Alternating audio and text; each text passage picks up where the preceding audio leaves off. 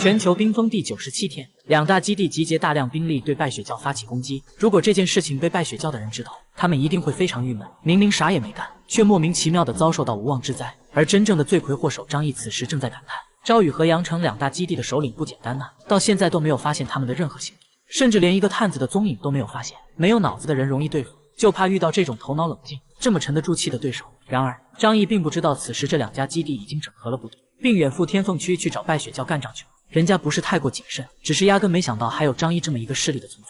夜深人静时，整个庇护所陷入了寂静。突然间，张毅房间的房门被缓缓打开，花花从房间里走了出来，嘴上还叼着一部卫星电话。他悄无声息地离开了庇护所，朝着江对岸的徐家镇跑去。在天凤区的一座宏伟教堂内，此时却烛火通明，上千名虔诚的信徒紧密聚集在一起，他们敬仰地仰望着前方，默默地祈祷。所有视线都汇聚在巨大的十字架下的一位年轻女子身上。她穿着白色长袍，头上包裹着白色头巾，双手十指交叉，虔诚地闭上眼睛，一脸悲天悯人的表情。随着她轻启双唇，一段深沉而悠扬的祷文在教堂里回荡开来。她的声音带有一种魔力，能够安抚人们的心灵，让人忘记饥饿、寒冷和痛苦。每个人都相信这是一个神迹，更加虔诚地低下头，向伟大的雪神和雪神的化身败雪教教主袁空业表示忠诚。袁空业结束祷告，缓缓转过身，面向众人。从他那张充满弹性的脸上可以看出，他年纪还很小，最多不超过20岁。然而，却没有人敢质疑他的权威，就连他手下那些实力强大的祭司们，面对他时也恭敬地鞠躬致意，因为他们拥有的一切都是袁空业赐予的。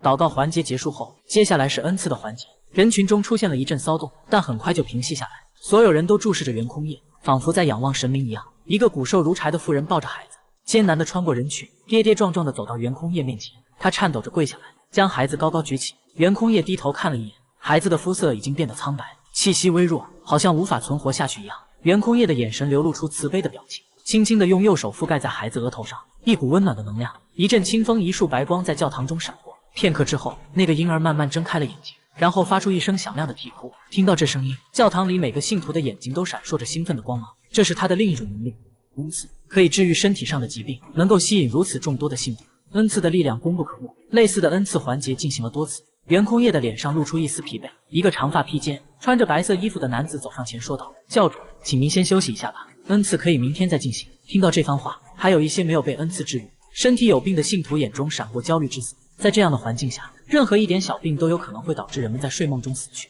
袁空业缓缓摇了摇头，淡淡的说道：“继续吧。”他的副手败雪教大祭司郑义仙只好无奈地退到一旁。可就在赐福仪式进行的过程中，外面突然传来一声巨大的爆炸声，接着就是连绵不断的枪声响起，教堂内瞬间变得混乱起来。许多妇女吓得赶紧抱住自己的孩子。大祭司郑义仙的眼中闪过一丝寒意：“童战、戴梅，保护好教主。韩长、李倩、吴欢，跟我出去迎敌。”祭台两侧分别站着一群祭司，他们在败雪教中仅次于袁空业和郑义仙。袁空业是败雪教的象征，通常不直接管理教务，因此郑义仙便代他处理教内事务和对抗外敌。郑义仙的命令下达后，2名强大的祭司立刻警惕地站到袁空业的身旁，负责守卫。郑义仙带着其他几名祭司穿过教众，走出了教堂。袁空业十指交错，默默祈祷，愿雪神庇佑他的信徒，带我们远离战火与苦难。教堂内的成年男性们似乎被某种力量感动，纷纷站了起来，眼中燃烧着狂热而虔诚的火焰。他们走向大门，紧随着祭司们而去。而败雪教总部外是炮火连天，招羽和阳城两基地的联军已经杀到了这里。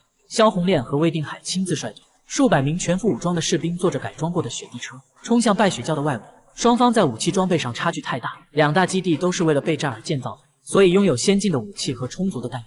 而败雪教则来头不明，手里的枪械甚至是黑市货，即便有人开枪，枪法也是稀烂。一时间，防守的士兵死伤惨重，鲜红的血液染红了洁白的雪地。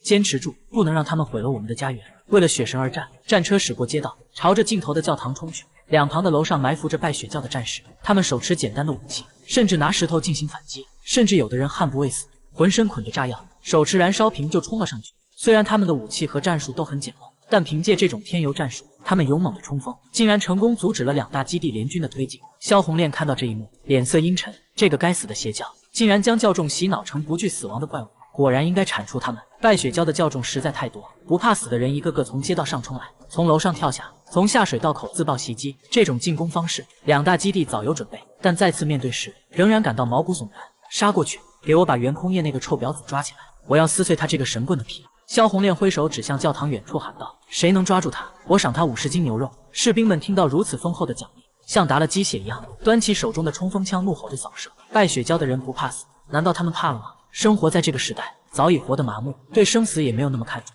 交火持续，败血蛟的添油战术只能延缓联军的推进，却无法让他们止步。毕竟战斗素养和武器装备方面的差距太大。就在此时，几个身影出现在街道尽头。看到他们，败血蛟的士兵眼中闪过希望的光芒。是祭司们来了！郑义先带着3名祭司，目光冷冽地注视着对面的敌人。干掉他们！士兵们意识到这几位是重要人物，立刻调整枪口瞄准他们。然而，面对如此密集的枪林弹雨，郑义先却面不改色。他缓缓抬起右手挡在身前，所有子弹奇迹般的在离他1米处突然停住，仿佛撞上了一道无形墙壁。郑义先松开手，所有子弹噼里啪啦掉落在地。他冰冷的眼神平静地注视着对面的联军。你们是打算撕毁和平协议吗？萧红炼盯着这个冷酷的男人，一字一顿地说。郑义先，撕毁和平协议，先发制人的是你们吧？他话音未落，就从身后拿起一个巨大的酒壶，拔开塞子猛灌了一口，然后他蓄力一口喷出，竟然从口中喷出一道巨大的火光。赤红色的火光在夜晚照亮了整条街道，几十米长的街道瞬间冰雪融化，炽热的温度将败血蛟的10几名战士烧成焦尸，火龙直奔郑义先他们而去。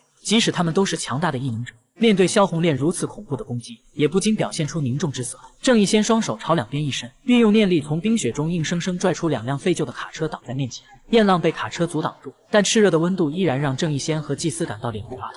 众人退后几步，郑义先高声喊道：“是不是有什么误会？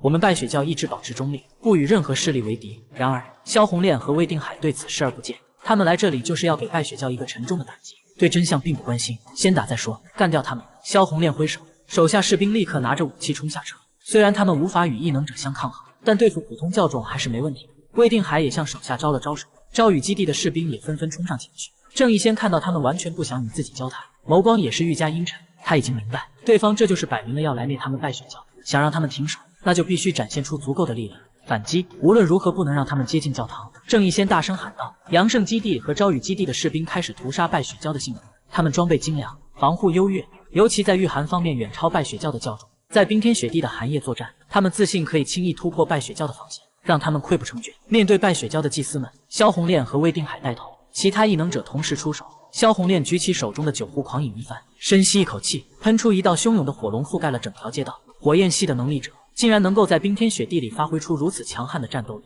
这一点得益于他掌握着庞大的能源。魏定海口中吐出白色雾气，周围的温度立即下降，冰雪凝灼，伴随一层厚重的冰雪覆盖全身，形成坚固的铠甲。他轻轻按在地面上，周围的冰雪瞬间碎裂崩溃，席卷向败血教的人群，而他的身形却在雪暴中变得模糊，难以察觉。萧红炼和魏定海都是通过武力夺取避难所之权，所以他们都是各自势力最强的战斗力，二人的综合实力都不在零封之下，他们的联手对败血教造成了巨大麻烦。然而败血教依然有一个优势，那就是人多，无论是普通信徒还是异能者，都远多于其他基地。郑义先的眼中闪过狠厉之光，高声喊道：“以血神之名，赐予他们天诛！”所有祭司纷纷发动自己的异能，与2大势力的异能者展开了殊死搏杀。